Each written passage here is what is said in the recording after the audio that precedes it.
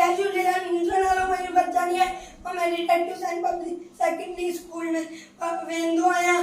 मां चौथी कक्षा में पढ़ंदो आहियां। अॼु मां तव्हांखे सिंधी में एक गीत ॿुधाईंदुमि। हिकिड़ी हुई बाणी सानंग जी हुई नानी, सानंग जी हुई नानी, सॾे डरजी हुई ॾाढी, सॾे डरजी हुई ॾाढी। कुत्ते जी हुई काकी, कुत्ते जी हुई काकी, तो चीते जी हुई चाची, तो चीते जी हुई चाची। ए बौरे जी हुई भेण, ए बौरे जी हुई भेण, ए साई जी भी सेण, साई जी भी सेण।